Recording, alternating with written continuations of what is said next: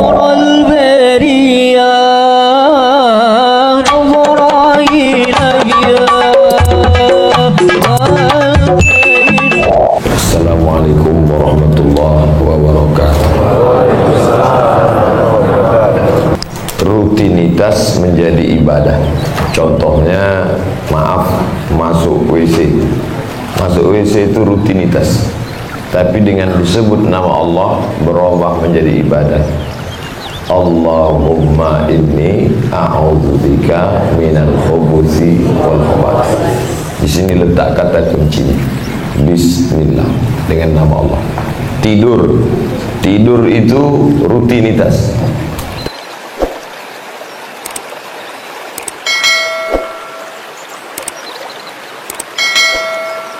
Tapi dia berubah menjadi ibadah ketika disebut nama Allah. Bismika Allahumma ahya wa amit. Jangan dibaca sekarang, nanti bisa tidur baca. Makan itu rutinitas, tapi bisa berubah menjadi ibadah. Di sini kata kuncinya. Bismillah. Bacaan makan yang paling pendek Bismillah. Yang agak panjang Allahumma barik lana fima razaqtana wa qina adzabannar. Mau pergi kerja, rutinitas. Bapak ibu berangkat jam 7 pagi, melangkahkan kaki dari rumah, tapi berubah menjadi ibadah. Bismillahi tawakkaltu 'ala Allah, la haula wala quwata illa billah. Memotong ayam, rutinitas. Ayam mau dipotong, tapi merubah najis itu menjadi ibadah dengan menyembelih ayam. Bismillah.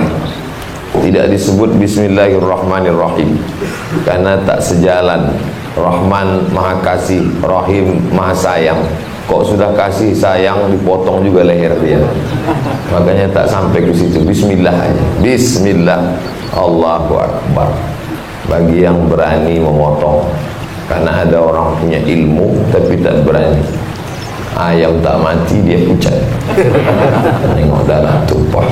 Makanya segala amal dalam hadis dikatakan kullu amrin ribalin, semua amal yang baik-baik walam yubda bihamdillah, kalau tak dimulai dengan bismillah, dengan menyebut nama Allah, fahuwa abta, amal itu putus, tak bernilai di hadapan Allah. Maka saya awali kaji kita subuh ini dengan Bismillahirrahmanirrahim, dengan nama Allah, supaya bernilai ibadah. Saya sampaikan materi ini 60 menit. Setelah itu nanti saya buka tanya jawab. Bagi yang lapar mau makan kue silakan. Setelah menyebut nama Allah, Ar-Rahman, Ar-Rahim, akar katanya sama, diambil dari 3 huruf, Ra, Ha, Ma, Rahima. Dari kata inilah rahmatun, rahmatun. Semoga kita semuanya mendapatkan rahmat Allah. Amin. Semua berdoa minta rahmat. Ya Allah, berikanlah kami rahmatmu. Ada satu ibu-ibu tak mau bilang rahmat. Ibu kok enggak minta rahmat? Saya sudah dapat, katanya. Rupanya nama suaminya Pak Rahmat. Orang yang mati itu kita doakan minta rahmat. Allahumma ghfir lahu warhamhu, rahmati. Saya minta rahmat untuk bapak dan ibu. Assalamualaikum warahmatullah. Maka Allah punya rahmat. Yang punya rahmat itu disebut dengan Rahman dan Rahim. Bahkan di Asmaul Husna ini dulu yang pertama, Ar-Rahman, Ar-Rahim, Al-Malik, Al-Qudus, As-Salam, Al-Mu'min, Al-Muhaimin, Al-Aziz, Al-Jabbar. Kenapa tidak dimulai dengan Bismillahil Jabbar, Bismillahil Aziz, tapi diawali dengan Bismillahirrahman? Karena kita datang menghadap Allah membawa dosa, maka kita pun minta supaya dengan rahmatnya itu bersihlah kita dari segala dosa-dosa, insyaallah. Amin ya rabbal alamin. Beda Rahman dengan Rahim. Rahman semua dapat. Yang subuh ini tidak ikut sholat subuh dengan kita, yang masih molor, masih tidur sampai matahari terbit, dapat rahmat Allah apa tidak? Dapat. Dapat rahmat Allah. Kalau tak dapat rahmat Allah, mana dia hidup pagi ini? Matilah dia. Dia dapat rahmat Allah karena Rahman. Tapi bapak ibu yang bisa sholat subuh ini, siapa yang paling kaya hari ini tanggal 4 September 2019? Bill Gates yang punya Microsoft. Tapi kalah, yang lebih kaya dari dia adalah yang sholat qabliyah subuh. Rakaat al-fajri, 2 rakaat qabliyah subuh, khairum minad dunya wa ma fiha, lebih baik daripada dunia dan seisinya. Kalah Bill Gates, kalah orang kaya. Yang subuh ini tidak qabliyah subuh, ulang lagi qabliyah subuh. Walaupun sudah sholat subuh, boleh qabliyah subuh. Sakingkan pentingnya qabliyah subuh. Sampai masjid, imam sudah takbiratul ihram, belum qabliyah subuh. Habis sholat subuh, qabliyah subuh, diqadha. Tapi jangan sekarang, selesaikan dulu pengajian saya. Usolli sunnatas subhi rak'ataini qabliyatan. Ayatnya rakaat pertama qul ya ayyuhal kafirun. Rakaat kedua qul huwallahu ahad. Ayat lain saya baca Pak Ustaz, enggak apa-apa. Tapi yang dilakukan Nabi itu sunnah. Apa maknanya? Boleh sekantor dengan Konghucu, silakan bertetangga dengan Kristen, boleh satu institusi dengan Katolik, tapi jelas akidah kita. Qul ya ayyuhal kafirun la a'budu ma ta'budun wala antum abiduna ma a'bud wala ana abidum ma abattum wala antum abiduna ma a'bud lakum dinukum. Rakaat kedua dikuatkan lagi, qul huwallahu ahad, esa tunggal tak berbilang. Minta jangan kepada yang lain. Allahu somad, lam yalid walam yulad walam yakul lahu kufuwan ahad. Itu pondasi utama sebelum matahari terbit. Itulah tadi yang kita laksanakan qabliyah subuh. Andai bangunnya jam 5.45, 15 menit lagi habis sholat subuh, jangan langsung sholat subuh, tetap qabliyah subuh. Tapi jangan nanti pas saya buka soal tanya jawab masuk kertas, Ustaz kalau bangunnya jam 7.30. Ini nanya apa nawar? Seperti orang di kampung tinggal punya ayam, lalu dia tebarkan beras itu pagi. Dia tebarkan beras, semua ayam dapat beras. Ayam yang baik maupun ayam yang jahat, ayam jantan, ayam betina, semua dapat beras. Begitulah kita berebut rahmat Allah pagi ini. Siapa yang lebih awal bangunnya tadi, itulah yang paling banyak dapat rahmat Allah. Makanya kata orang tua-tua kita dulu, jangan sampai rezeki dipatuk ayam. Zaman sekarang bukan cuma dipatuk ayam, rezekinya habis dipatuk ayam, diterkam kucing, habis semua, tak dapat sama sekali. Doa Nabi, Allahumma barik li ummati fi bukuriha, berikan berkah pada umatku di awal harinya, pagi-pagi. Tadi kita mungkin ada yang bangun jam 4, tapi juga ibu bapak mungkin ada yang bangun jam 2 sholat tahajud. Mudah-mudahan kita istiqomah insyaallah. Amin ya rabbal alamin. Bismillahirrahmanirrahim. Rahman semua dapat. Diturunkan Allah rahmat itu ke dunia ini sebanyak 1. Rahmat Allah semuanya 100. Yang diturunkannya ke dunia 1. Yang disimpannya untuk kita di akhirat 99. Maka yang sekarang susah, sakit, jangan kecewa, karena masih ada simpanan Allah 99. Yang sekarang kebetulan kaya, jangan bangga, karena yang didapat itu juga baru. Yang satu itu pun bukan semuanya kita dapat. Yang satu rahmat Allah itu kita rebut-rebutan. Gara-gara satu rahmat itulah makanya gajah tidak menginjak anaknya yang baru lahir. Kalaulah gajah menginjak anaknya, sudah lama gajah itu punah. Gajah mati bukan karena diinjak induknya, tapi karena direbut manusia untuk diambil gadingnya. Gara-gara rahmat yang satu inilah ular sawah tidak memakan anaknya. Gara-gara rahmat yang satu inilah makanya singa tidak menerkam bayinya. Tapi ada manusia yang tak dapat rahmat yang satu ini, lahir anaknya dimasukkannya ke kresek, dimasukkannya ke kotak kardus, diletakkannya di rumah orang kaya. Besok pagi orang kaya tak punya anak, buka tengoknya dapat kasih anak. Siapa nama anak? Bin Kardus. Ada manusia yang tak dapat rahmat, lebih hina daripada ular sawah, lebih hina daripada kucing, karena tak ada kucing ayam yang membunuh anaknya. Oleh sebab itu kita sedang berebut-rebut nikmat yang satu ini. Makanya kalau sudah tak ada rahmat kasih sayang di dalam hati, orang tak bisa membedakan mana beras Ramos, mana beras Raskin. Dikunyahnya semua. Hantam kromo kata orang Jawa, riba sudi kata orang Batak, bantai saja kata orang Indonesia. Makanya kita ini diutamakan rahmat. Makanya Quran itu kalau dibuka pertama kali, surat yang pertama Al-Fatihah, artinya pembukaan.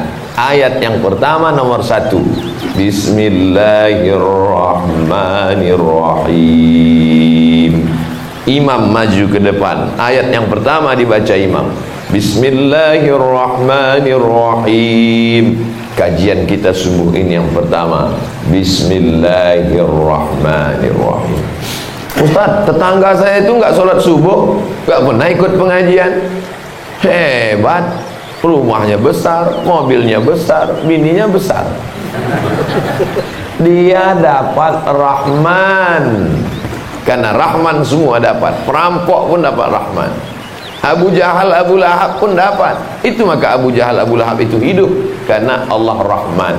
Tapi kita mau dapat Rahim. Makanya dalam Al-Quran disebut, wa kana Allahu ghafurar rahima. Allah itu maha pengampun dan maha pemberi rahmat. Rahman umum, binatang, pokok kayu, ikan-ikan yang ada di dalam laut dapat rahmat. Semut membuat sarang di dalam tanah dapat rahmat. Tapi yang dapat rahim hanya orang-orang yang percaya kepada Allah. Makanya yang kita inginkan itu bukan yang umum, tapi yang khusus. Pengajian tadi malam umum, melimpah ruah, Rahman. Pengajian subuh ini khusus, Rahim. Hanya orang-orang yang punya kartu khusus saja yang bisa masuk ke rumah Pak Bupati. Tapi beliau menyebutnya rumah rakyat gitu. Masya Allah, tabarakallah. Ini tentang makna Rahman dan Rahim. Jadi nanti jangan kita bingung, kenapa perampok bisa hidup, kenapa koruptor bisa bernapas, kenapa? Karena Allah punya dua sifat. Allah satu, tapi ada nama-nama dia. Salah satunya adalah Bismillahirrahmanirrahim. Dititipkannya Rahman di dalam hati ibu, maka ibu bisa mengandung 9 bulan 10 hari. Dari sini juga asal katanya Rahim, kantong tempat janin dalam perut perempuan, namanya Rahim. Ra-ha-mim, Rahim. Rahim. Kalau tidak ada kantong janin dalam perut itu, macam mana perempuan maaf mau mengandung anak? Tempat yang paling adem, ayam, nyaman, itulah dia. Perempuan yang tinggal di kutub utara yang dingin, sejuk. Tak pernah kita baca berita tiba-tiba bayinya keluar dalam bentuk es batu. Yang tinggal di Afrika Utara itu musimnya cuma 2, musim panas dan panas sekali. Tak pernah kita baca berita ada bayi yang keluar melompat kepanasan, tak ada. Dingin, adem, ayam, sejuk. Musim panas dia dingin, musim dingin dia hangat. Itulah Rahim. Maka disebut dia Rahim. Rahim, tempat janin. Makanya perempuan, maaf, kalau sampailah ibu diponis kata dokter, bu, ini ada kista, harus dibuang, rahimnya harus diangkat, meleleh air mata ibu menangis karena tak bisa lagi mengandung. Ibu menangis, suaminya senyum. Kenapa senyum? Tanyalah yang senyum-senyum. Rahim inilah yang tidak bisa dibuat oleh dokter spesialis sampai sekarang. Wajah laki-laki dirubah jadi perempuan bisa. Di Thailand cantik pula bencong tu dari perempuan lagi. Wajah bisa. Makanya ada namanya lady boy. Muka lady, kaki boy. Tapi rahim sampai hari ini tak bisa. SPOG, spesialis obgyn, spesialis kandungan, belum bisa membuat rahim. Maka sayangilah rahim, nikmat terbesar. Laki-laki yang hebat, gagah perkasa, jenderal bintang 4, tidak ada dari ujung rambut sampai ujung kakinya itu anggota tubuhnya yang diciptakan dari Asmaul Husna. Tapi perempuan ada. Apa dia? Rahim, diambil dari kata Rahman.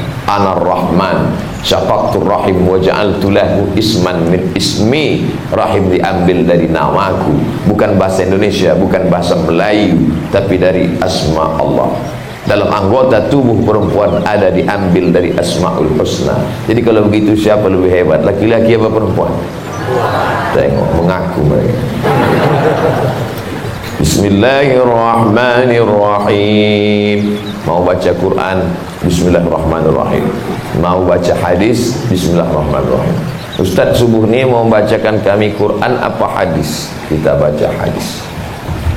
Apa bunyi hadisnya? Kun fit dunya ka'annaka gharib. Kasih barislah Pak Ustaz. Pasti. Kun artinya jadilah. Fi, di. Dunia, dunia udah jadi bahasa kita. Dunia bahasa Arab. Bahasa India pun ya. Dunia kahe acih-acih kocotai. Ka'annaka, seakan-akan, seperti, ka, engkau. Assalamu alaika, kalau satu orang. Kalau dua orang, kuma. Kalau banyak, kum. Assalamu alaikum. Tapi kalau satu orang, Nabi satu orang. Assalamu alaika ayuhan nabiyyu wa rahmatullahi wa barakatuh. Kun, jadilah engkau. Fi, di dunia, di dunia ini. Ka'annaka, seakan-akan engkau seperti gharib, perantau. Abdul Somad datang ke Lampung Utara, gharib, perantau. Kampung saya Riau. Dari Riau terbang ke Bangka. Dari Bangka transit ke Jakarta. Dari Jakarta singgah ke Lampung Utara. Habis itu balik ke kampung asli saya, Riau. Nanti sore. Saya merantau di sini. Habis visa pulang. Ini bukan kampung saya perantau. Maka kita pun di dunia ini jangan pernah merasa ini kampung kita, tapi kita sedang merantau. Berapa lama perantauannya? Kita tidak tahu. Ada yang begitu datang, buka mata, lihat ayah, lihat ibu, meninggal. Ada yang sampai ke dunia, sempat lihat ayah, sempat lihat ibu, sempat lihat istri, sempat lihat anak, sempat lihat menantu, sempat lihat cucu, tak mati-mati. Ini ketetapan Allah Subhanahu wa ta'ala. Yang muda jangan terlalu bangga, yang sehat jangan terlalu hebat, yang tua jangan putus asa, yang sakit jangan stres depresi, karena usia bukan milik dokter tapi milik Allah Subhanahu. Berapa banyak dokter spesialis sudah memvonis pasien makan enak, tidur enak, pulang ke rumah. Ibu bapak kalau ke rumah sakit nanti dikasih tahu makan enak, tidur enak, itu artinya malaikat maut udah dekat. Dia yang memvonis orang supaya pulang, belum pasien sampai ke rumah, dokter tuh mati duluan. Yang dokter jangan tersinggung. Saya tidak sedang menyindir Pak Dokter. Saya bicara apa adanya. Saya tak bisa ceramah pakai konsep. Anda di konsep pun keluar juga dia dari konsep itu. Maka ini prinsip. Ini Ustaz dapatnya dari mana ini? Ini hadis Sahih Al-Bukhari. Selalu kita sebut atau baca buku dalam kurung HR Al-Bukhari. Artinya hadis riwayat Al-Bukhari. Jangan beli buku kalau hadisnya tidak ada dalam kurung begini. Berarti hadisnya enggak jelas, hadis palsu. Contoh hadis palsu, Al-Bazinjan Syifa'un min kulli da'. Terong obat dari segala macam penyakit. Itu enggak ada riwayatnya. Yang buat siapa? Yang jual terong biar laku. Hadis Al-Bukhari. Tapi Al-Bukhari bukan nama orang. Al-Bukhari itu nama kampung. Kalau kebetulan dia orang Makkah, maka Al-Makki, maka kita kenal Ustadz Abu Fulan Al-Makki. Kalau kebetulan dia orang Al-Madinah, orang Madinah Al-Munawwarah, maka disebut dengan Al-Madani. Kalau kebetulan dia orang Mesir, maka disebut dengan Al-Misri. Sekarang yang selalu di TV, Ustadz Ahmad Syekh Ahmad Al-Misri. Kalau kebetulan orang Lampung, Al-Lamfuni. Al-Lamfuni. Nanti Bapak Ibu kalau pergi ke Makkah, nanti lihat ada Al-Lamfuni. Itu orang Lampung yang merantau ke Makkah dan tidak ingin menghilangkan marganya. Masih dipakai sampai sekarang. Al-Lamfuni, Lampung. Orang Lampung dulu ternyata sebelum kemerdekaan Republik Indonesia banyak merantau ke Makkah menuntut ilmu. Pergi juga mereka ke Mesir. Buku yang selalu saya rekomendasikan Bapak Ibu yang baru belajar ngaji, yang baru hijrah, supaya tahu mana halal, mana haram, mana makruh, mana mubah, mana rukun, mana syarat, mana sunat, mana sunat muakkad. Belilah buku Islam Fikih Islam Sulaiman Rasyid. Sulaiman Rasyid orang Lampung. Tahun 1935 sudah tamat dari Al-Azhar Kairo Mesir. Zaman Belanda, zaman Jepang pulang, jabatan terakhir menjadi rektor di Lampung. 10 tahun sebelum Indonesia merdeka dia sudah tamat Al-Azhar Kairo Mesir. Tahun tinggi. Hebat. Oleh sebab itu maka ini adalah nama kampung. Al-Bukhari berarti orang Bukhara. Bukhara itu di mana sekarang? Uzbekistan. Ya Allah, murahkan rezeki kami, bisa kami ke Uzbekistan ziarah ke makam Imam Al-Bukhari. Nama dia Muhammad. Nama ayahnya Ismail. Nama ayahnya Ismail. Nama kakeknya Ibrahim. Ayah, kakek. Setelah kakek buyut Al-Mughirah. Setelah buyut Icid Bardisbah. Nama dia Muhammad. Nama ayahnya Ismail. Nama kakeknya Ibrahim. Nama buyutnya Mughirah. Nama Icidnya Bardisbah. Ini mu'allab masuk Islam, orang Persia. Jadi kakeknya yang 1, 2, 3, 4, 5 itu mu'allab masuk Islam. Artinya apa? Jangan bersedih hati kalau kakek kita mu'allab atau ayah kita mu'allab, karena di situ pula Allah memberikan rahmatnya. Ini orang Persia masuk Islam, punya anak namanya Mughirah, punya anak namanya Ibrahim, punya anak namanya Ismail, punya anak namanya Muhammad. Suatu malam dia mimpi dia ngambil pemukul lalat. Dipukulnya lalat dari depan Rasulullah SAW. Besok dia bangun, dia tanya ulama, tadi malam aku bermimpi memukul lalat, menghilangkan lalat dari Rasulullah SAW. Apa artinya? Kata ulama, berarti engkau menghilangkan kedustaan, riwayat-riwayat palsu dari Rasulullah SAW. Merantaulah dia haji ke Makkah, dari Makkah ke Madinah, dari Madinah ke negeri Syam, dari Syam ke Mesir, pulang lagi ke negeri Syam, pulang lagi ke Persia, pulang ke Uzbekistan, perantauan selama 16 tahun. Dalam 16 tahun itu dia susun kitab, itulah yang kita kenal dengan kitab Sahih Al-Bukhari. Isi kitab Sahih Al-Bukhari itu adalah 7.275 hadis. Yang nggak percaya pergi ke perpustakaan, hitung sendiri. Jadi nanti saya jelaskan begini supaya kalau ada yang nanya, siapa yang ceramah subuh tadi? Ustaz Somad. Apa yang dia sampaikan? Hadis Nabi. Hadisnya dari kitab apa? Sahih Al-Bukhari. Penulisnya siapa? Imam Al-Bukhari. Supaya jelas. Jangan sampai ngajinya ngalor ngidul nggak jelas. Apa yang dia omongkannya? Entahlah, aku nggak konsen kali. Apa aja kata dia. Kun fid dunya ka'annaka gharib. Jadilah engkau di dunia ini seperti orang merantau. Au abiru sabil. Au seperti. Au atau. Abir sabil. Abir nyebrang. Sabil jalan. Seperti orang menyeberang jalan. Itu tepi jalan, ini tepi jalan. Hidup ini seperti nyebrang jalan. Ada orang nyebrang jalan pelan-pelan, habislah ditabrak truk. Hidup ini cepat Bapak Ibu, seperti nyebrang jalan. Saya berangkat ke Mesir, dia anak-anak. Saya pulang, sudah jadi ibu anak-anak. Begitu cepat hidup ini. Tak terasa hidup ini begitu cepat berlalu.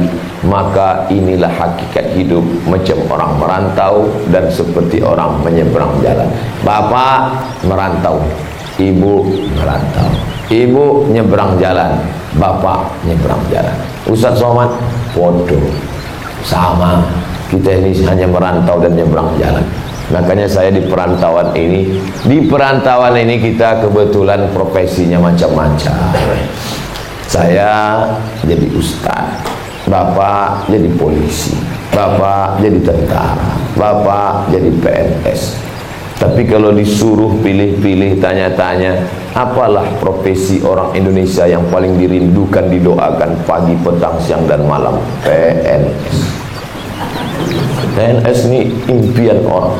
Berapa banyak orang tes PNS nggak jadi-jadi, lalu jadi dukun. Ada, saya nggak mau sebut nama, carilah, ada itu. Ikut tes nggak lulus-lulus jadi dukun. Kita tidak. Kita kebetulan diberikan Allah kemuliaan, tapi PNS bukan segalanya. Walaupun segalanya bisa diperoleh melalui PNS. Nah, kan banyak yang Ustaz Somad merantau ke Lampung Utara dari mana? Dari Pekanbaru, Riau. Begitu juga dengan kita. Dari mana kampung asal kita? Disebut alam yang pertama itu pendek, R-O-H, roh, dari bahasa Arab. Yas'alunaka 'anir ruh. Mereka bertanya kepada engkau tentang roh. Qulir ruhu min amri rabbi. Katakan roh urusan Allah. Yang sekarang Bapak lihat ini, ada kuku, ada bulu, ada kulit, ada darah, ada daging. Ini jasad namanya. Sedangkan di dalam jasad ini ada roh. Nanti kalau ada orang yang tak percaya, mana itu roh? Saya nggak percaya kalau roh itu ada. Kalau memang roh itu ada, mana dia? Tunjukkan sama saya. Tempeleng aja dia. Habis itu tanya, sakit itu mana? Sakit, marah, benci, cinta, suka, dendam. Nampak? Tak nampak. Tak semua harus nampak, tapi bisa dirasakan. Abdul Somad ini dimuliakan hari ini karena ada roh di dalam. Maka dia dipanggil. Apa kata Pak Bupati? Kita akan mendengarkan tausiah yang disampaikan oleh Al-Mukarram Haji Abdul Somad LCMA. Kenapa saya dipanggil Al-Mukarram? Karena ada roh dalam jasad. Kalau roh ini keluar dari jasad, berubah dari Al-Mukarram menjadi Al-Marhum. kalau roh masih ada dalam jasad, dipanggil dengan kata ganti orang kedua. Assalamualaikum Pak, Assalamualaikum Ibu. Tapi kalau roh sudah keluar, apa kata imam selesai sholat? Assalamualaikum warahmatullah, Assalamualaikum warahmatullah. Tolong masukkan jenazahnya. Dipakai kata ganti orang ketiga. Tolong masukkan jenazahnya. Pernah imam tiba-tiba keluar, jenazah silakan masuk. Ketika roh masih ada dalam jasad, ditanya langsung, rumah Ustadz di mana? Di Pekanbaru. Daerah kawasan mana? Panam. Langsung. Tapi kalau roh sudah keluar dari jasad, nama tak disebut lagi, tapi pakainya. Makamnya di mana? Orang Lampung Utara datang ke Pekanbaru nanya, makam Ustadz Somad di mana? Judul lagunya, tunjukkan padaku di mana kuburnya. Maka yang pertama kali alam itu bernama alam roh. Tapi kata kawan saya, roh Pak Ustaz, terserah, mau roh, mau roh. Yang penting dia ada di dalam badan kita ini. Letaknya di mana Pak Ustaz? Seperti matahari yang memancarkan cahaya, begitulah dia dalam badan. Ada yang mengatakan letaknya di jantung, dari jantung memancar ke kepala, dari kepala memancar ke mata. Nanti pas mau keluarnya, ujung kaki terasa dingin. Orang yang mau meninggal itu terasa sejuk di kaki, sejuk. Akhirnya naik dia ke atas, keluar melalui mulut dan hidung dan mata, melihat ruh itu keluar. Itulah makanya orang mati itu matanya keluar. Lihat, datang orang lain menentukannya, inna lillahi wa inna ilaihi raji'un. Belum lagi gitu, banyak belum mati, baru pingsan. Terasa dingin dari ujung kaki. Gimana? Udah ada yang terasa dingin? Hati-hati lah. Bisa dingin karena mau mati, bisa juga karena belum sarapan pagi. Jadi yang pertama ini adalah roh. Wa idh akhadha rabbuka min bani adama min zuhurihim dzurriyyatahum wa ashhadahum ala anfusihim. Ingatlah ketika Allah mengambil perjanjian dari semua anak cucu keturunan Adam, lalu kemudian Allah mengambil persaksian. Di situ ada persaksian. Tapi belum ada kuku, belum ada bulu, belum ada darah, belum ada daging, belum ada kulit, belum ada badan. Baru yang ada itu roh. Roh bapak, roh ibu hadir acara itu. Jangan pernah ibu sama bapak berpikir, nampaknya saya absen waktu itu Pak Ustaz. Hadir bapak waktu itu. Dan Allah waktu itu bertanya cuma satu pertanyaan. Apa kata Allah? Alastu bi rabbikum, bukankah aku ini Tuhan kamu? Allah tak tanya macam-macam waktu itu. Ruh kita semua berkumpul, Allah tanya, alastu bi rabbikum, bukankah aku ini Rabb kamu? Semua kita waktu itu menjawab, bala syahidna, ya kami bersaksi engkau adalah Tuhan kami. Makanya tadi waktu sholat kita ulangi lagi persaksian kita. Asyhadu an la ilaha illallah wa asyhadu anna Muhammadar Rasulullah. Itu persaksian diulang 17 kali. Diulang-ulang. Persaksian diulang bukan 17, lebih. Azan. Asyhadu an la ilaha illallah. Subuh, zuhur, asar, maghrib, isya. Tasyahud awal, tasyahud akhir. Asyhadu an la ilaha illallah wa asyhadu anna Muhammadar Rasulullah. Bapak Ibu jamaah salat Jumat, jangan pulang dulu karena ada mualaf yang mau bersaksi. Kita semua adalah saksi. Kamu masuk Islam ini kenapa? Mau nikah anak gadis Pak Haji. Tidak ada paksaan dari pihak manapun. Tidak. Bersedia tanda tangan materi 6.000? Bersedia. Ikuti saya, kata Pak Imam. Ya. Asyhadu an la ilaha illallah. Asyhadu an la ilaha illallah. Wa asyhadu anna Muhammadar Rasulullah.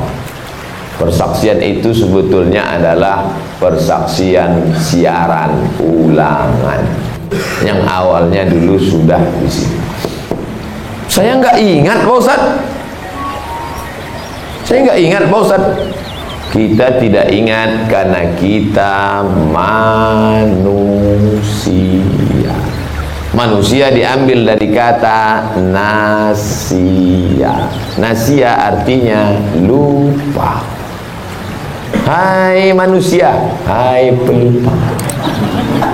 Kalau sudah kaya lupa dulu miskin.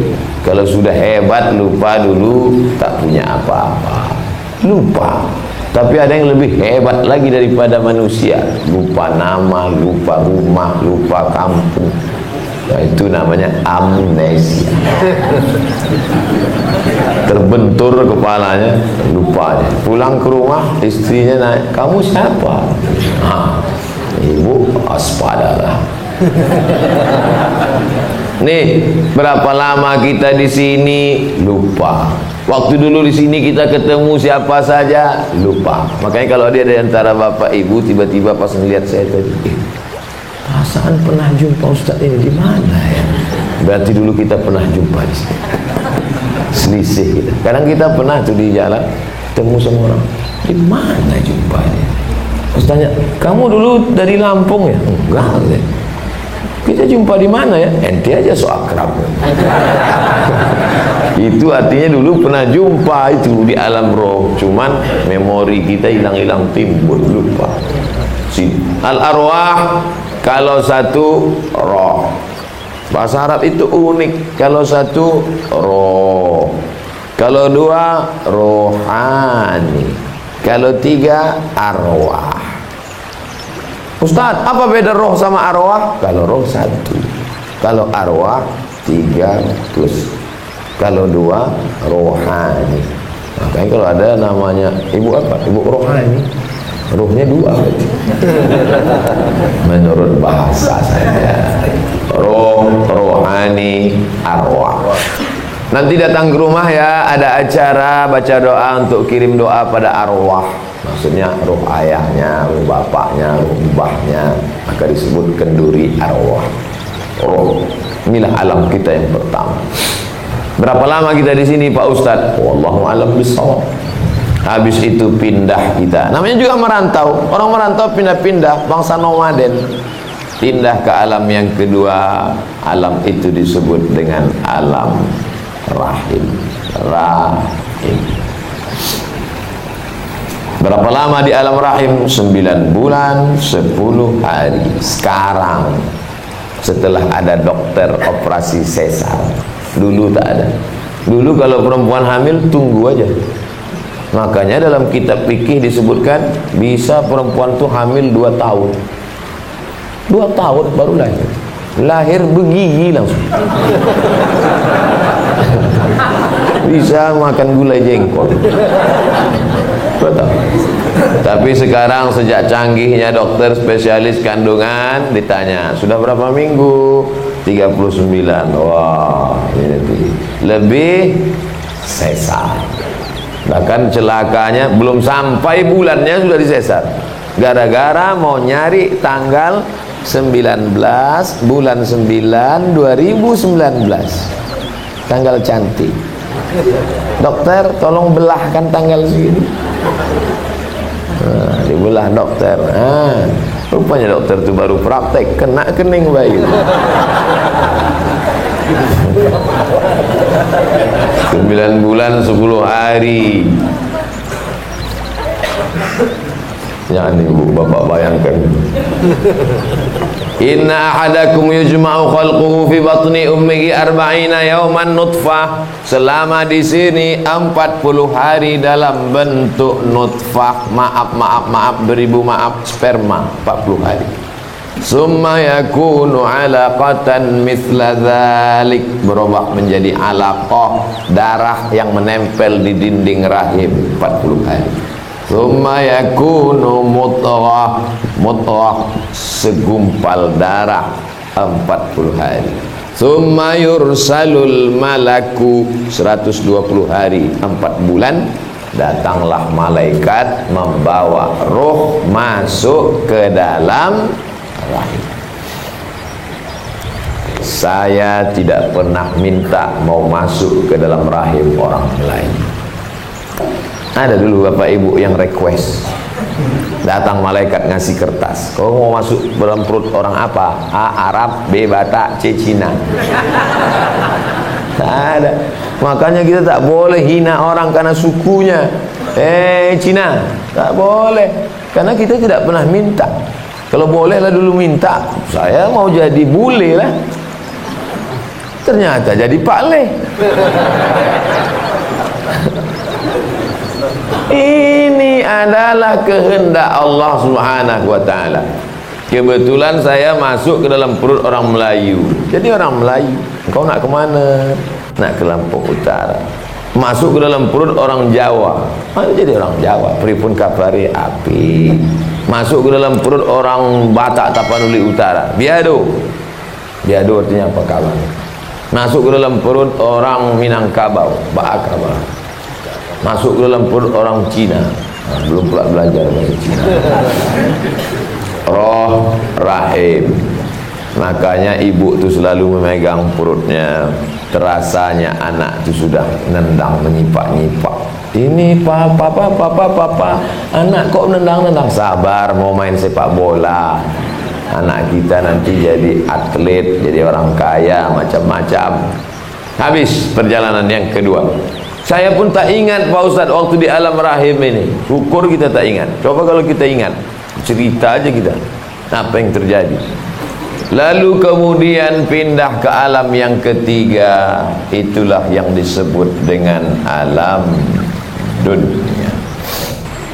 Maka kita baca dalam Al-Quran surat yang dibaca oleh imam kita tadi. Walal akhiratu khairul laka minal ula. Dunia tak ada apa-apanya, ada yang lebih kekal dan abadi. Nih, alam dunia. Berapa lama di alam dunia ini Pak Ustaz? Kalau ikut Nabi Nuh alaihissalam 900 tahun. Berapa kali ganti KTP? Bayangkan. Umat Nabi Muhammad SAW baina sittin 60 wa sab'in 70.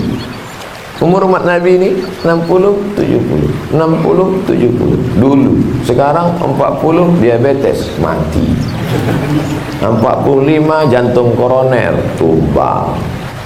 Makin hebat rumah sakit, makin canggih dokter spesialis, umur makin tak terselamatkan. Bayangkan itu. Oleh sebab itu maka masalah umur ini kita serahkan saja sama Allah. Jangan terlalu takut mati.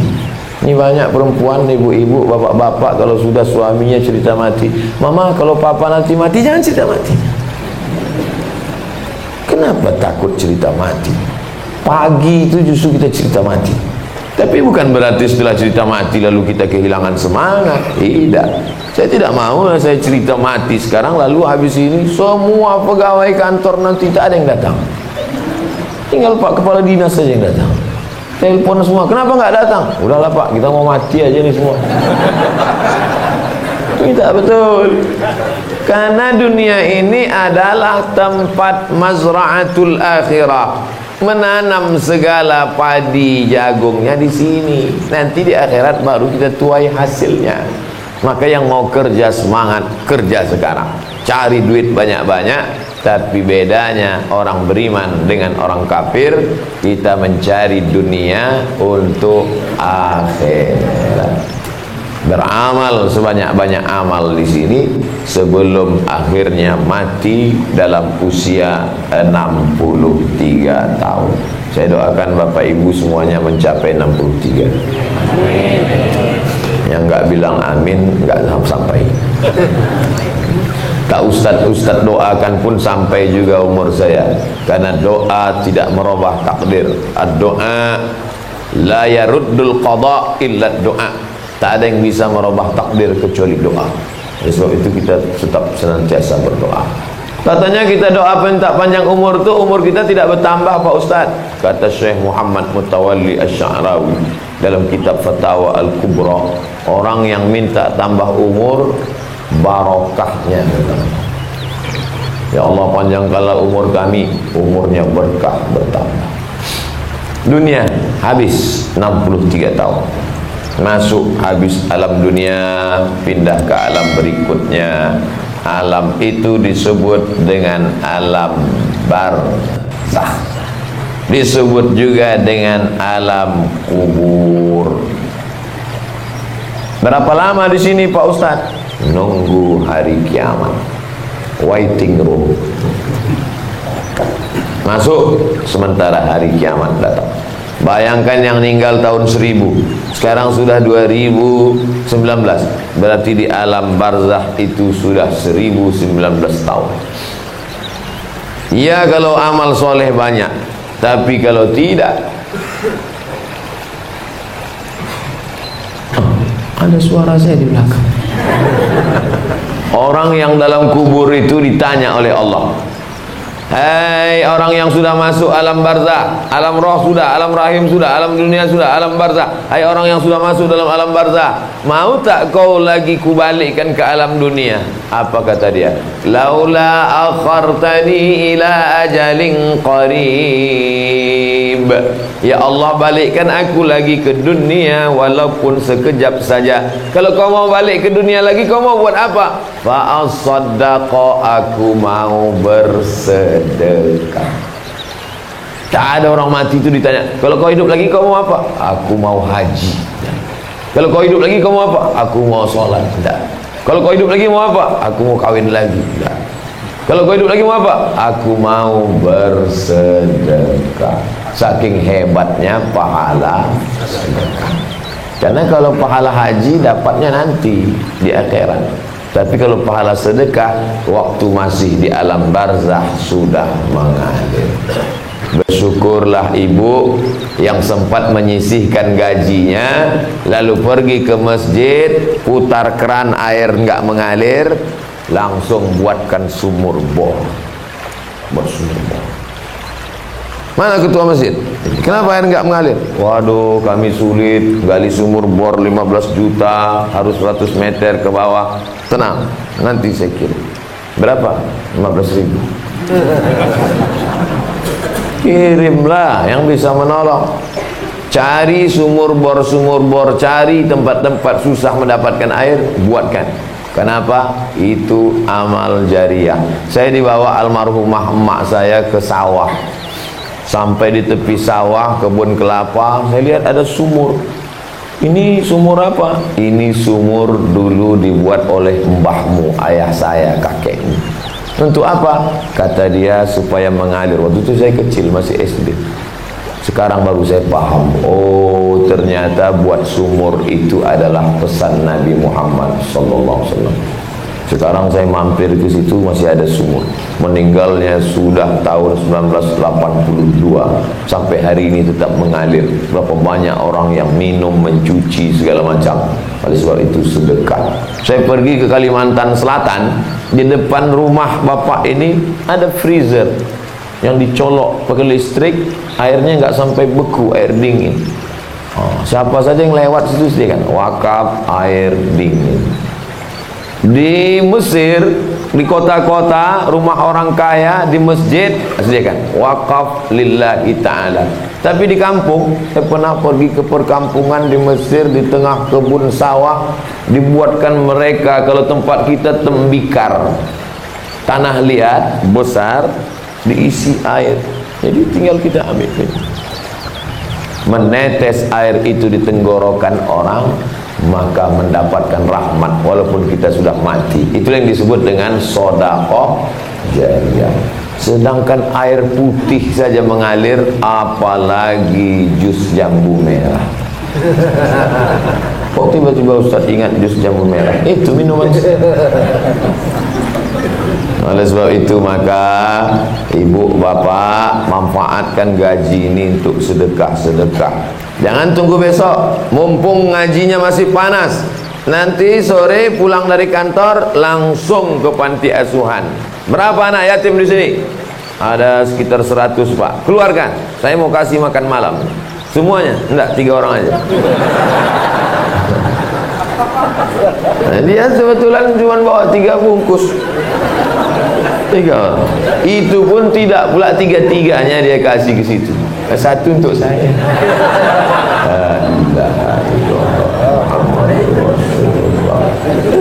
Kalau mau beramal di sini kalau mau beramal. Orang-orang yang sudah sampai lewat batas ini, apa kata mereka?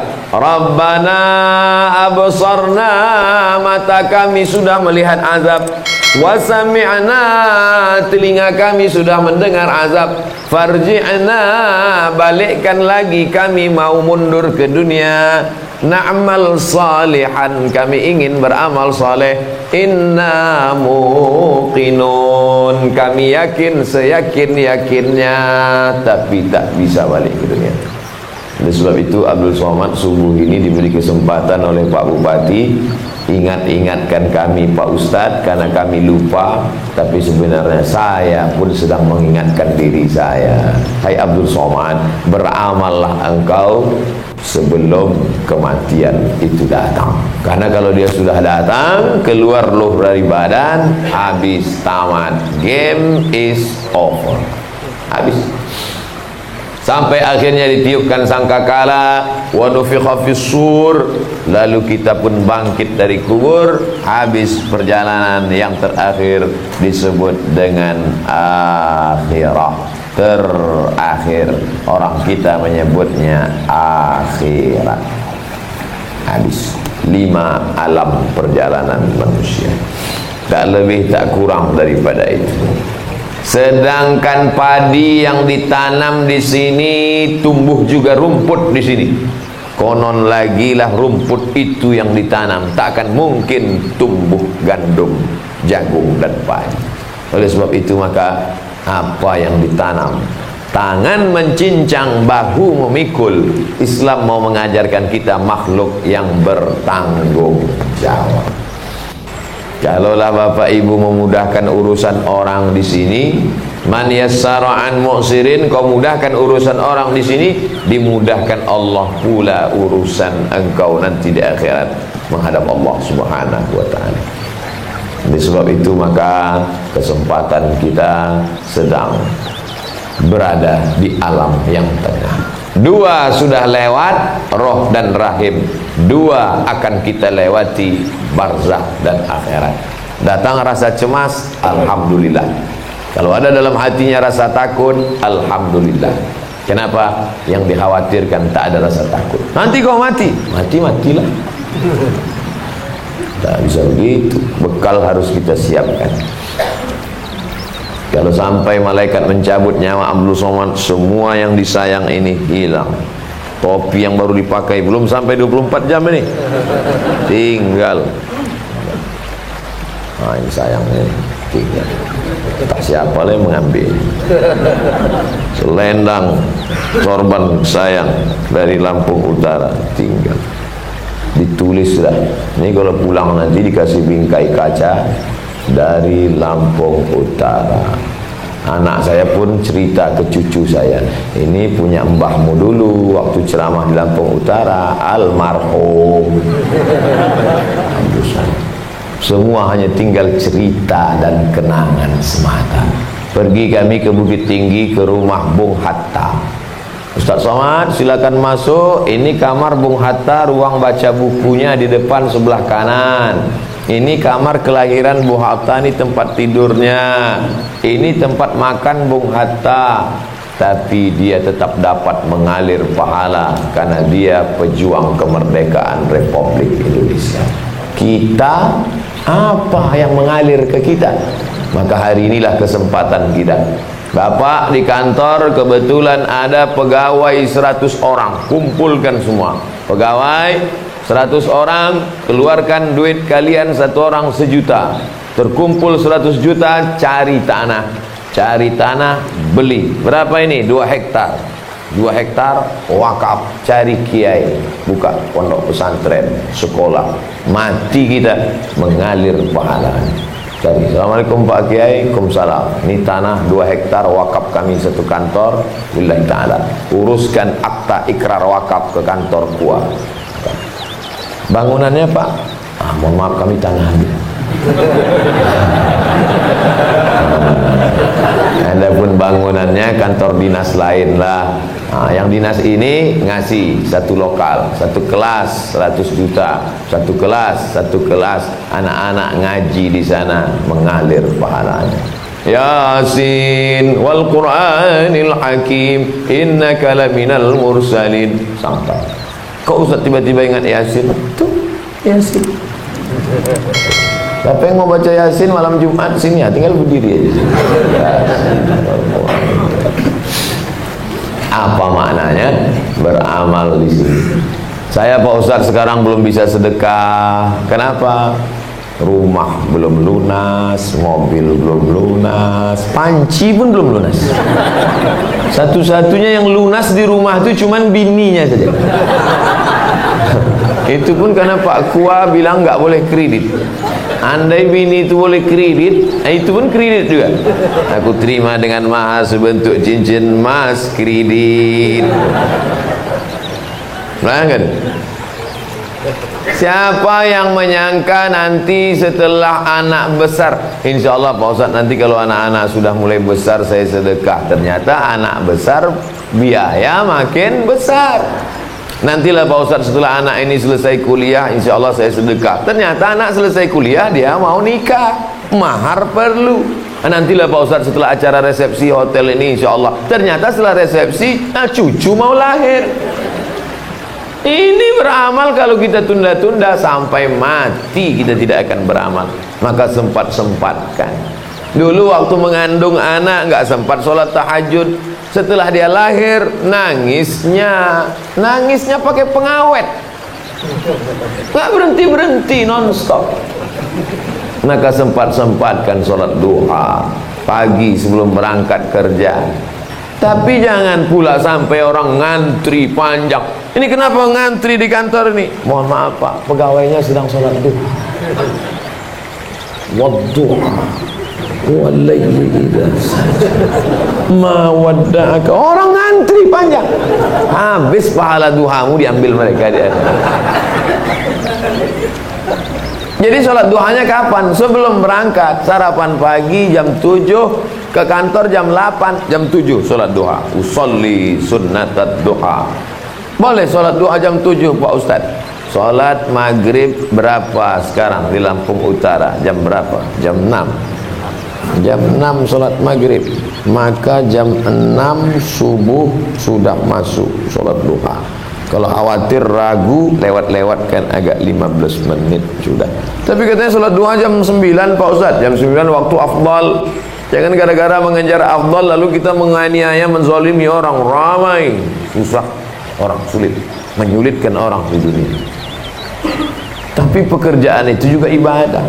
Dari jam 8 pagi Bapak di kantor sampai jam 4 sore pulang, lembur, bernilai ibadah. Tapi ibadahnya bukan mahwah. Yang nanti salah kaprah. Bertalu-talu azan dari masjid. Hayya 'alas shalah. Kita tetap juga ngetik. Kau enggak sholat? Ibadah. Itu ibadah. Yang di masjid itu sholat, itu ibadah. Sedangkan ini pekerjaan tapi bernilai ibadah. Tentara-tentara kita yang menjaga perbatasan Negara Kesatuan Republik Indonesia, ibadah. Bapak-bapak PNS kita di Pemda, di Pemko, di Pemprov, ibadah. Berusahalah menjadikan pekerjaan kita bernilai ibadah. Berangkat pagi, ya Allah kasih aku rezeki yang halal supaya anak biniku makan yang baik. Maka itu menolong di hadapan Allah Subhanahu wa ta'ala. Oh, rupanya udah 60 menit pengajian kita. Nanti kalau ada yang nanya apa isi pengajian Ustaz Somad tadi, 5 alam kita lewati. Apa saja alam itu? Aku agak sulit menceritanya. Soalnya dalam kaji. Itu cara menutupi kepikunan. Alam roh, alam rahim, alam dunia, alam barzah, alam akhirat. Selesai. Berapa alam kita ini? Alam roh, alam rahim, alam dunia, alam barzah, alam akhirat. Penjelasannya wah, nggak cukup waktu kita. Itu aja. Bapak Ibu yang dimuliakan Allah Subhanahu wa ta'ala, mudah-mudahan selamat kita melewati ini semua. Kalau nanti tiba-tiba bapak-bapak masuk ke dalam surga, sampai masuk apa kata malaikat? Salamun qaulam mir rabbir rahim. Selamat kalian masuk surga, titip salam dari Allah, masuklah kalian. Begitu bapak ibu dari Lampung Utara masuk ke dalam surga, ternyata tidak melihat Ustaz Abdul Somad di dalam. Yakinlah bahwa saya di ruang VVIP. Pede sekali Ustaz ini. Karena sekarang banyak jamaah kalau ketemu saya, Ustaz tolong tatap wajah kami. Nanti kalau Ustaz tidak melihat kami di surga, cari kami di neraka Ustaz. Ente kok pede sekali masuk neraka itu. Janji Nabi, man qala la ilaha illallah Muhammadur Rasulullah dakhalal jannah.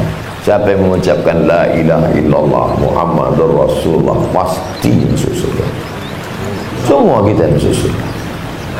Wa in zana, bagaimana kalau dia berzina? Wa in sarak, bagaimana kalau dia mencuri? Wa in zana, wa in sarak, berzina, mencuri, tetap masuk surga. Nabi yang ngomong.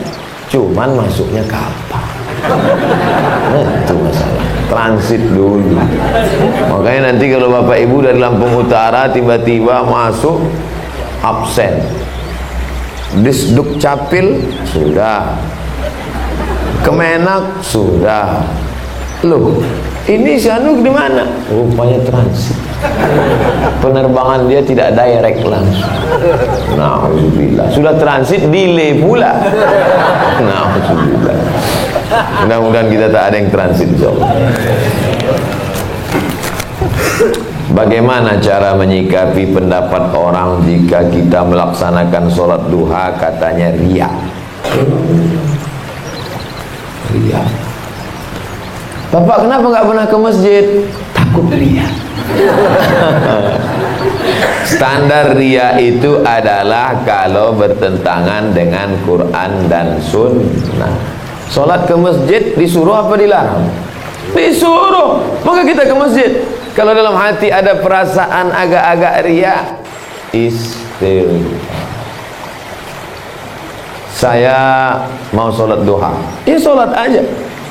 Gak jadilah sholat duha takut nanti dipuji orang. Tarkul amal li ajlin nas riya. Tidak jadi beramal karena takut dipuji orang, riya. Wal amal li ajlihim syirik. Sholat supaya dipuji orang, syirik.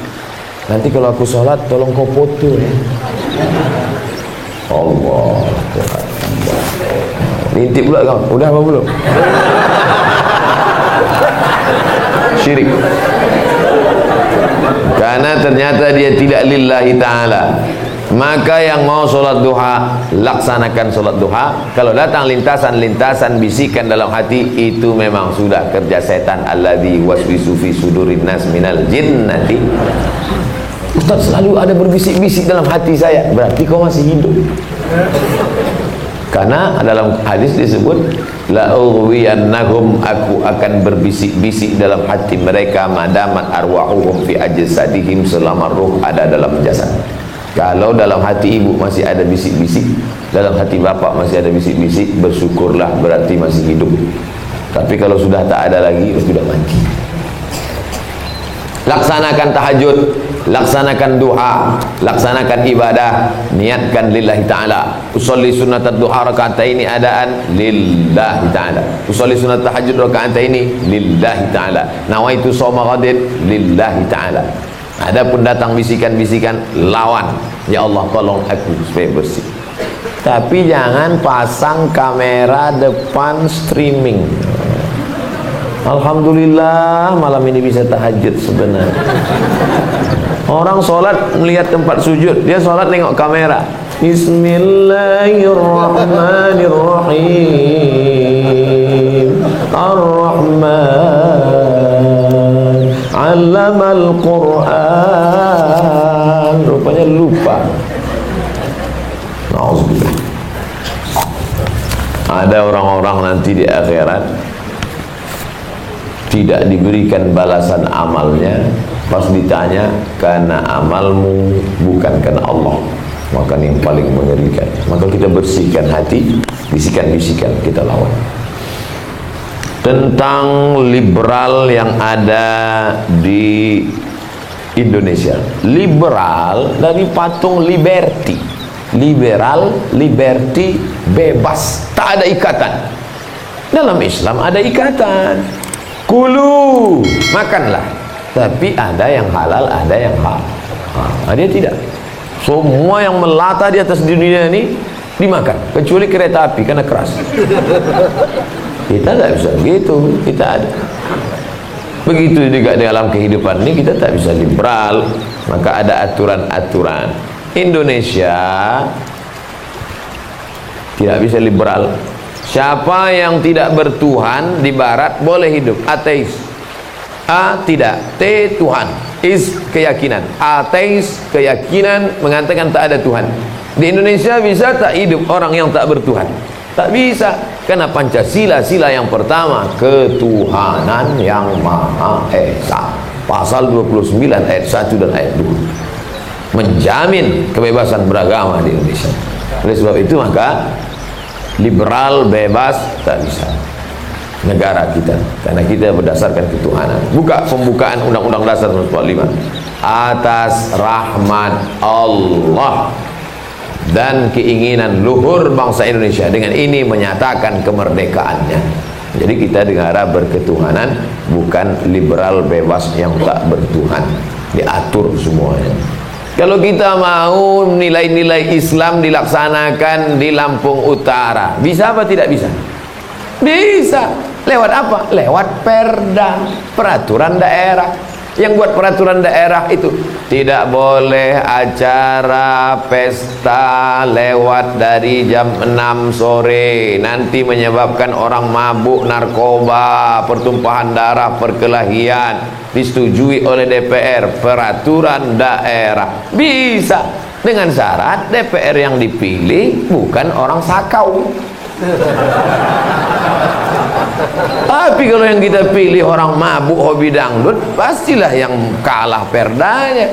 Oleh sebab itu maka umat ini harus dicerdaskan. Yang mencerdaskan umat itu siapa? Ustadz. Maka dia katakan, pilihlah yang peduli pada ajaran Islam. Kira-kira kalau kita buat perda tidak boleh pesta sabu-sabu, narkoba, kira-kira kawan saudara kita yang Kristen, yang Hindu tersinggung nggak? Tidak, karena semua agama tidak suka pada narkoba. Tak ada agama yang mengajarkan. Agama kami mengajarkan bahwa ibadah yang paling afdol adalah mabuk. Enggak ada. Oleh sebab itu maka dikatakan wa ma arsalnaka illa rahmatan lil. Kalau Islam diterapkan, yang dapat rahmat bukan cuma orang Islam. Jangan mencuri, jangan berzina, jangan merampok, jangan curang. Wailul lil mutaffifin. Celakalah orang yang curang timbangan. Alladzina idza talu 'alan nasi yastawfun. Kalau mereka membeli, mereka mau timbangannya full. Wah, ini kurang. Kalau dia beli, matanya tajam nengok mata timbang. Nengok Yasin nggak nampak. Oleh sebab itu liberal tak bisa dalam kehidupan di Indonesia, karena kita adalah nasionalis religius berdasarkan agama. Bagaimana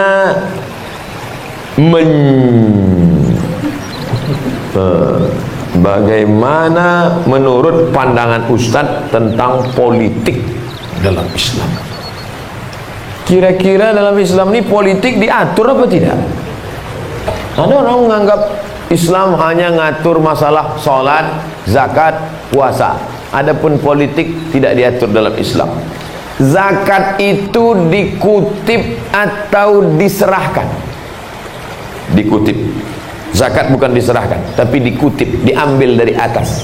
Siapa yang sanggup mengambil zakat kalau bukan pemimpin? Kepemimpinan itu adalah politik. Makanya dulu zakat pada zaman Umar bin Abdul Aziz itu bisa tak ada orang fakir miskin, karena zakat itu diambil. Ustadz nggak bisa ngambil zakat. Assalamualaikum, saya mau minta zakat. Tutupnya pintu balik.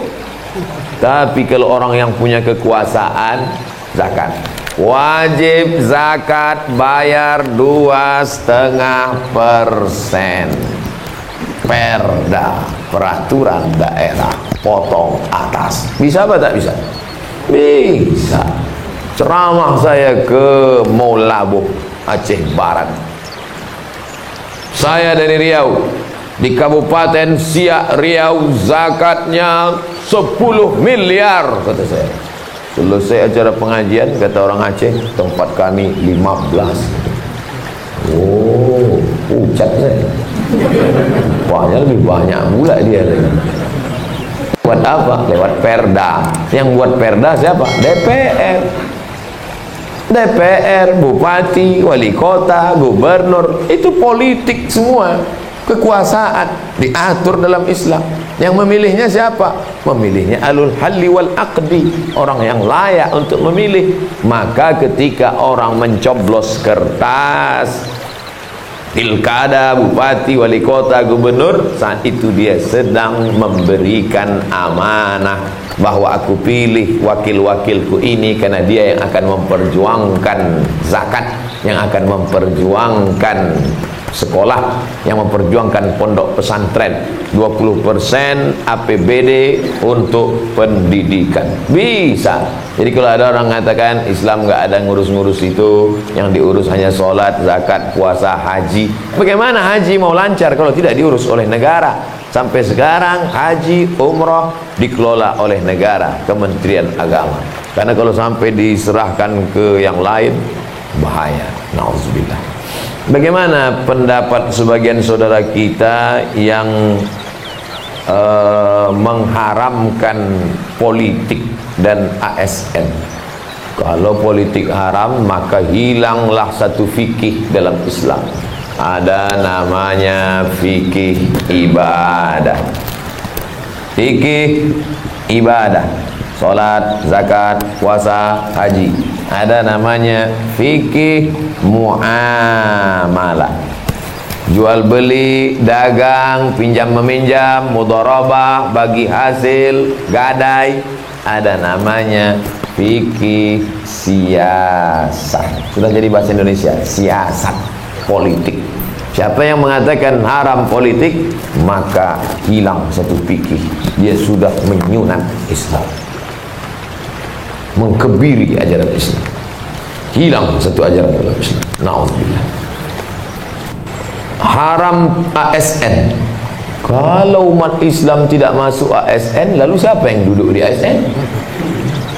Siapa yang akan mengurus negara? Oleh sebab itu, maka bapak ibu yang sudah duduk di ASN, amanahlah di sana, jaga jangan sampai kena syubhat dan haram, karena keberadaan bapak ibu di sana adalah untuk menjaga kemaslahatan kepentingan umat orang banyak.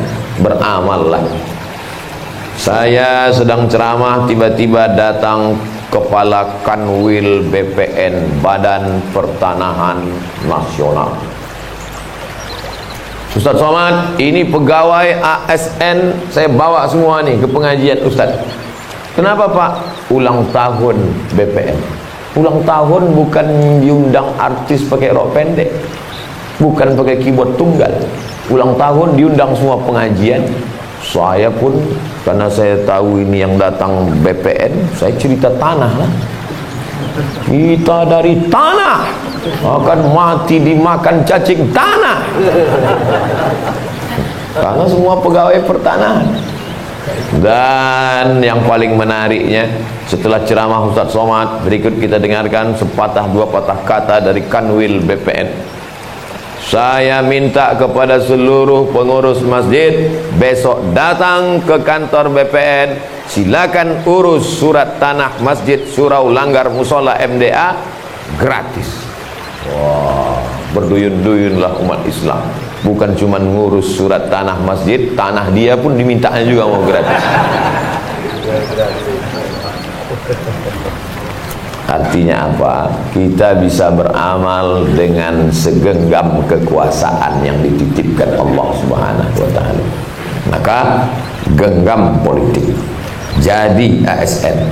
Anak-anak kita yang mau jadi ASN, support.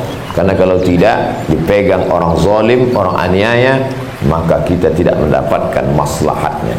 Andai doa kita tinggal satu, bapak tidak minta istri solihah, ibu tidak minta suami yang soleh, tapi mintalah pemimpin yang adil. Kalau bupati adil, satu kabupaten Lampung Utara menikmati keadilannya. Kalau gubernur adil, satu provinsi Lampung menikmati keadilannya. Kalau presiden adil, satu negara kesatuan Republik Indonesia menikmati keadilannya. Makanya doanya meminta pemimpin yang adil dan amanah. Politik, siapa bilang politik tak diatur dalam Islam? Rasanya dapat berjumpa dengan Ustadz senang. Me too. Yang ingin saya tanyakan, saat ini kita telah memasuki bulan Muharram, betul, yang termasuk 4 bulan yang mulia. Minha arba'atun hurum, ada 4 bulan yang mulia. Dijelaskan dalam hadis, salasun mutawaliyatun, ada 3 yang berturut-turut, Zulqa'dah, Zulhijjah, Muharram. Yang satu lagi terpisah, ma baina Jumada wa Sya'ban, antara Jumadil Akhir dan Sya'ban, itulah dia bulan Rajab. Zulqa'dah, Zulhijjah, Muharram dan Rajab. Dikatakan baik di antara bulan yang lain, Ustaz. Mana pertanyaannya? Saat ini kita telah masuki bulan Muharram yang termasuk 4 bulan yang baik. Mengapa ke-4 bulan tersebut dikatakan baik? Oh, situ letak pertanyaan. Mana spidol tadi? Mengapa 4 bulan itu? Kenapa bukan bulan yang lain? Bulan haji itu bulan Zulhijjah. Berangkat haji itu naik onta. Sebelum bulan haji Zulqa'dah, setelah bulan haji Muharram. Maka pelaksanaannya sebulan, sebelumnya sebulan, setelahnya sebulan, komplit 90 hari, melimpah ke sebelum dan melimpah ke setelah. Jadi intinya di sini adalah bulan haji, haram berperang. Jadi di bulan lain boleh berperang, hukumannya lebih berat. Berbuat dosa di bulan ini lebih, supaya selamatlah perjalanan. Itu kan dulu Pak Ustadz, zaman sekarang tetap berefek kepada ibadah-ibadah. Mudah-mudahan kita dapat melaksanakan ibadah haji, insyaallah. Lalu kenapa tiba-tiba Muharram, Safar, Rabiul Awal, Rabiul Akhir, Jumadil Awal, Jumadil Akhir, Rajab kok tiba-tiba datang di ujung, tiba-tiba ada lagi Rajab? Persiapan menyambut bulan suci Ramadan. Artinya apa? Ini suci. Ramadan ini suci, tapi tidak diterima kalau tidak dimasuki oleh orang yang suci. Suci kan dulu di sini. Persiapan Nabi menyambut Ramadan itu 2 bulan. Makanya doanya, Allahumma barik lana fi Rajab wa Sya'ban wa ballighna Ramadan. Beda sama kita. Orang kita nyambut Ramadan besok pagi. Besok mau Ramadan, hari ini disambut dengan lomba menangkap ayam. Bukan begitu cara menyambut bulan suci. Nah, ini mengapa dipilih 4, Zulqa'dah, Zulhijjah, Muharram, Rajab. Persiapan menyambut dan melepas satu ibadah yang mulia. Saya anak laki-laki satu-satunya, tunggal. Ayah saya sudah tak ada. Saya ingin sekolah di luar negeri, tapi di samping itu saya menjaga ibu saya. Mana yang harus saya utamakan? Nasihatnya 2, satu untuk anaknya, satu untuk ibunya. Ada orang yang tidak hidup dengan Nabi, tidak perang dengan Nabi, tidak makan dengan Nabi, tidak sholat dengan Nabi, tapi doanya lebih makbul daripada orang yang hidup dengan Nabi. Kata Nabi, nanti kalau datang laki-laki itu ke sini minta doa sama dia karena doanya makbul. Siapa dia ya Rasulullah? Pokoknya nanti kalau dia datang minta. Setelah Nabi meninggal baru dia datang. Padahal waktu Nabi hidup dia masih hidup, tapi dia tidak datang. Namanya Uwais Al-Qarni. Kenapa Uwais Al-Qarni tidak datang jumpa Nabi? Kampungnya di Yaman, dia menjaga ibunya. Menjaga ibu lebih utama, padahal ada manusia lebih mulia, Muhammad sallallahu alaihi wasallam. Jadi anakku, adikku yang tunggal, kalau engkau bisa sekolah di Lampung, menjaga ibu. Tapi itu nasihat untuk anaknya. Adapun untuk ibunya, kalau ibu di Lampung ini masih ada saudara, masih ada keluarga, lepaslah anakmu terbang kuliah ke Al-Azhar Kairo. Silakan dia belajar ke Ummul Qura Makkah, karena lebih baik dia berangkat jauh. Andai meninggal ibu dalam perjalanan, amal dia mengalir. Nanti dia jadi guru, dia mengajar, dia ceramah. Putus amal ibu, amal dia mengalir. Waladun salihun. Kok nasihat ustaz lain untuk anaknya sama emaknya? Untuk anaknya ustaz nasihatkan jangan pergi, jaga ibu. Untuk emaknya ustaz nasihatkan silakan anakmu berangkat. Saya tak mau anaknya ngotot melawan ke ibu, dan saya tak mau ibunya melarang anaknya pergi. Oleh sebab itu maka ibu katakan, pergilah nak, kau terbang sejauh mata memandang, tapi nanti kau akan pulang ke Lampung Utara menjadi pengajar agama, maka mengalir pahalanya ke makamku. Begitu mestinya pesan ibu. Tapi kalau ibu sebatang kara, memang tak ada keluarga, tak ada tempat berteduh, maka anak tadi belajar. Adapun belajar agama di UIN, ilmu tak bertepi, ilmu tak bertempat. Buya Hamka tak pernah belajar ke Timur Tengah. Di Makkah hanya sekian bulan, tapi doktornya sampai 3 honoris causa, hadiah. Saya belajar ke Mesir 4 tahun, LC. Buya Hamka nggak pernah belajar ke Mesir, dipanggil sama Al-Azhar, dikasih doktor. Kalau dapat ilmu yang barokah. Oleh sebab itu maka ibu lepas anak ibu pergi. Ibu-ibu yang anaknya 1 serahkan ke pondok pesantren, datang ke kiai, kiai nih, anaknya juga gitu, kamu belajar sih, jangan tinggalkan anak menangis, ini belum apa-apa, mata udah bengkak dulu. Lebih baik menangis sekarang daripada menangis 20 tahun lagi, karena dia harus ditangkap Badan Narkotika Nasional. Alhamdulillah. Sayang anak bukan diletakkan di ketiak, sayang anak biarkan dia jauh pergi. Saya keluarga cuma 2 orang, saya anak pertama, adik saya. Waktu dapat beasiswa ke Al-Azhar, di rumah orang tak banyak. Kalau saya pergi tinggal adik sendiri, 2 laki-laki, tak ada anak perempuan. Kata abang mak saya, harimau mati meninggalkan belang, gajah mati meninggalkan gading, manusia mati meninggalkan nama baik apa nama buruk. Pergi belajar, kuatkan semangat. Mak saya takut nanti meninggal, pergi saya, pulang tidak meninggal, tetap hidup. Sempat saya bawa ceramah ke sana kemari, umur 71 tahun baru meninggal bulan Maret kemarin. Sempat dia menikmati, sempat dia pergi menengok, saya bawa menengok jamaah banyak. Dilihatnya banyak orang, dia tak percaya saya ustaz. Dulu kalau saya pulang ke rumah, kata ustaz kami, kata dia, dia selalu ngaji di surau musola dekat rumah. Ustaz kami, mak, itu yang betulnya begini, puasa itu enggak, kata ustaz kami. Aku ni ustaz, saya bilang. Tak percaya dia saya ustaz. Ternyata kita di depan ibu kita tetaplah bayi yang baru belajar merangkak. Saya bawa ceramah ke masjid tabligh akbar ramai, baru dia yakin ustaz baru. Tapi dia sudah tak ada lagi, sudah tak ada lagi.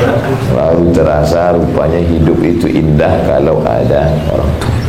Maka yang punya orang tua sayangilah. Kalau sempat cium tangannya, peluk badannya, kasih pakaian yang bagus, kasih makanan enak. Kalau sudah tak ada lagi. Baru terasa hampa, tak ada hidup tu. Tak bisa saya ceritakan pulang, mak, ini fotoku dengan Bupati Lampung Utara. Mak, ini ada selendang, ada, tak bisa. Oleh sebab itu kalau dia masih ada, senangkan hatinya, muliakan. Itulah yang menjadi bekal di hadapan Allah. Surga di dunia ini ada. Apa itu? Pada doanya. Doain. Maka ibu jangan pernah mendoakan yang tak baik untuk anak-anak. Doakan mereka. Di sujud terakhir mintakan supaya jauh mereka dari perbuatan maksiat, supaya baik kehidupan mereka. Orang yang melawan orang tua tak pernah menemukan kebahagiaan dalam hidupnya. Berenang dalam penderitaan, walaupun hartanya banyak, walaupun kuasanya tinggi. Oleh sebab itu maka anak-anak kita arahkan menjadi berbakti, insyaallah. Amin ya rabbal alamin. Di akhir majlis mari kita berdoa kepada